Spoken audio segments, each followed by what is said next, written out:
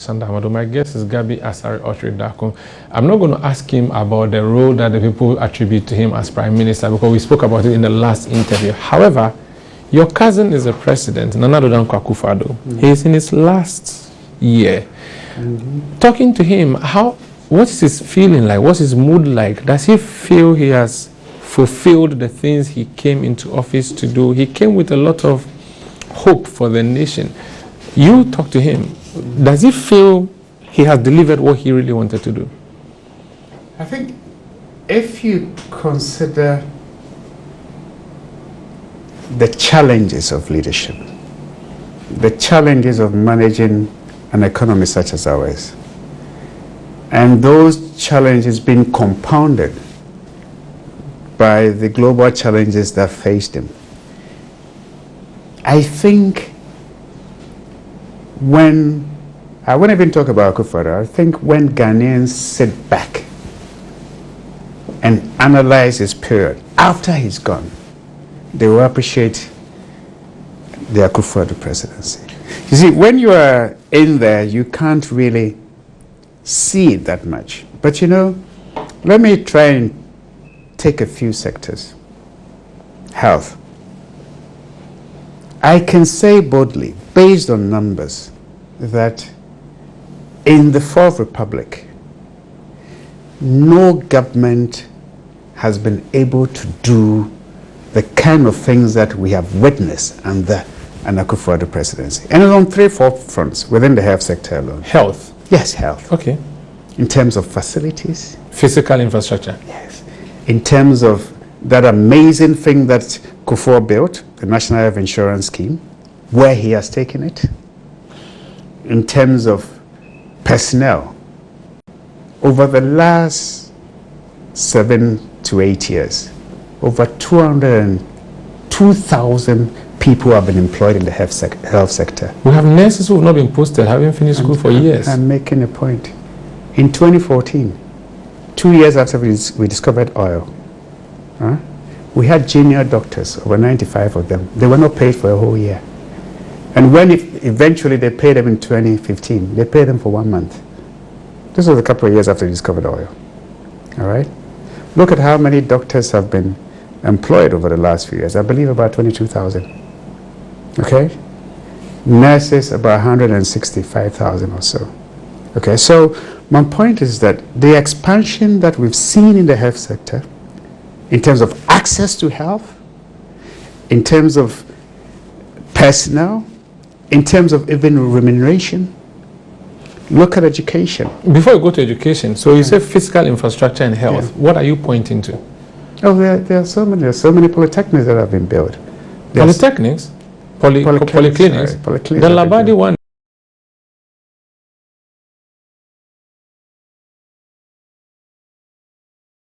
No, I wish you could mention one or two because you see, he promised Agenda 111. I'm happy to. And none of them is admitted a single patient yet. So I'm not really sure which of the physical infrastructure you point to as health sector being. Okay, you are talking about Agenda 111. Now, when you look at it, I don't think that even in the history of the world, you would have seen such an ambitious project ever been done.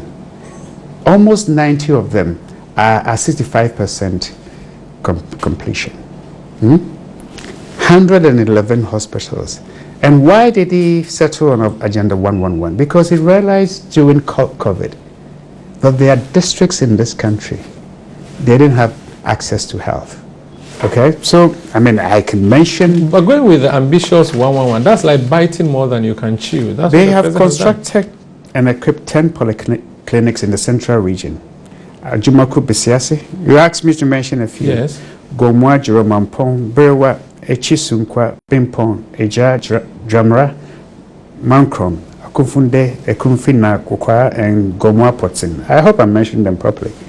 So 5 polyclinics. What's the phrase that they have successfully? 5 polyclinics have been constructed and completed in Accra, Obojo, Adenton. Obojo. You have to teach you how to pronounce cities and villages in Obojo. Ashaiman Polyclinic? Botiano. No, go and check. Okay, I will. Okay. Oduman and Sege. Sige? These were commissioned for use in May 2019, enhancing healthcare access in the Greater Accra region. I can give you a whole list. I just don't want to get into the details of it. I just want to... No, I'm happy you have mentioned. If, yes, I can continue. Yeah. I can continue. It's something we can test. I'm happy you've listed it. So, okay. I mean, sitting here, I'm not going to be challenging you because I don't have a contrary fact. However, we can check it. And the viewers would also see if they live. Okay. You said you're going to education. Free SHS, big one. Yes. Okay. About over with 5? A lot of problems. Oh, of course. Where people are even wondering, should we have even chosen it? Okay, so you can talk about the problems, but let me mention just 2-3 things. You have over 5 million children gaining access to education where otherwise most of them would not have. Think of that.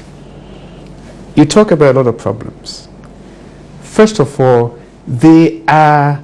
Even the results show that they are doing better than what they did previously. So when you talk about education, it's about access and quality. And the quality is informed by the results at the end of the year. So if more children are gaining access to education and the results show that the quality of education has not fallen, what other problems matter? Okay. And there are more teachers than they had before. Okay. And the teachers are not complaining that they've not been paid their salaries. You know, so I think really Akufo Addo has not been given the credit that he deserved. Look, 2014, 2016, we didn't have any global crisis. Yet we had queues at our filling stations if you want petrol. Do you remember that? I do, except that the price then is way less than what we have now. Even yesterday, this morning, I hear petrol prices have gone down. And the prices then are determined by the market. Okay?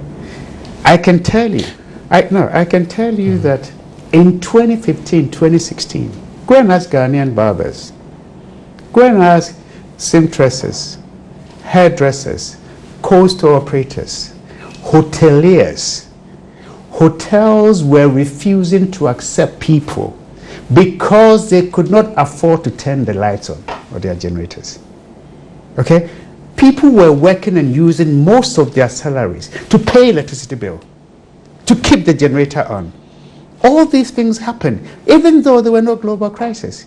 You know, sometimes I sit down and I ask myself, the crisis that the world went through, that Ghana suffered badly under, and Ghanaians suffered under. What if you didn't have Akufo Addo and you had somebody else? Could have been better. Could have been better. So what you do, you compare.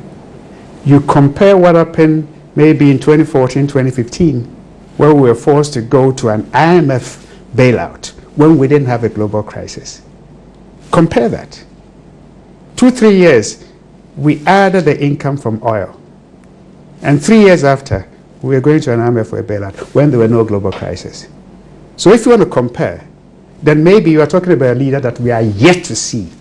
Not once that we have experienced. But practically speaking, yes, when people are looking at the tangibles on the ground, forget all the big numbers. When they go to the fuel station, that is one thing that is a bother.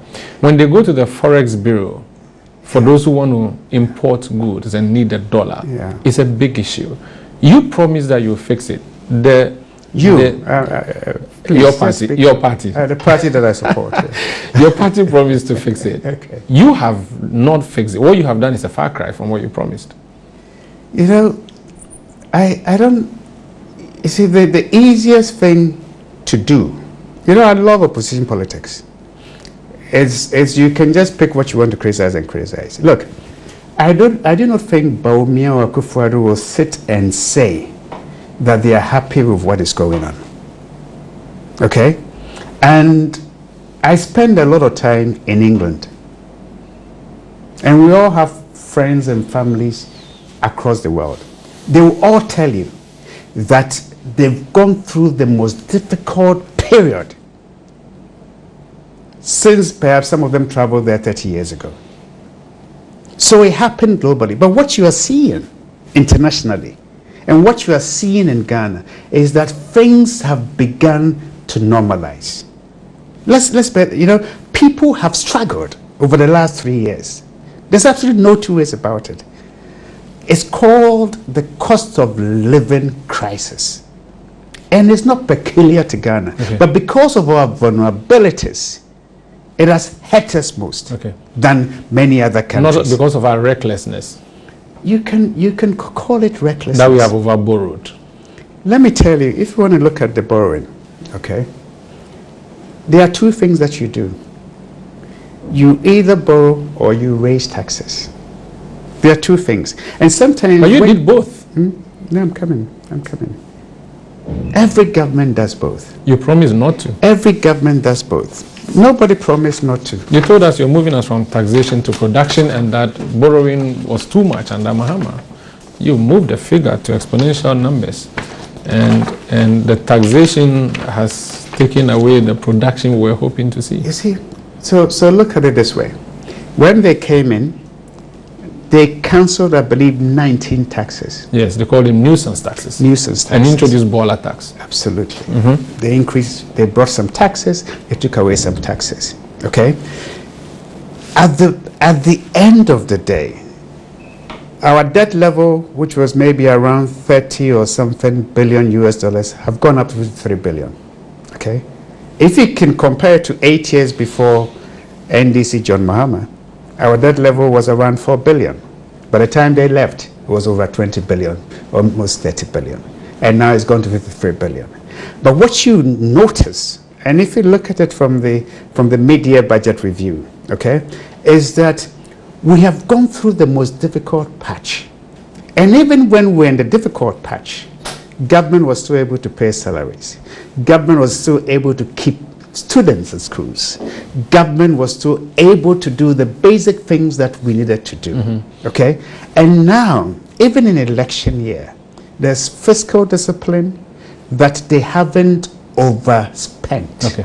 And we haven't seen this since 2004 when Akufo was in government. So for me, the bottom line is that Ghanaians have endured serious difficulties, particularly 2022, 2023. But every Ghanaian can also say that they can see some level of normalization. It doesn't mean the struggle is gone, but you can see that you've gotten to the end of the difficult period. So you've turned a corner. So I think what is important is that there are two political parties. One of them will form the next government. Let them focus, one, on the track record, whether there was a crisis or not.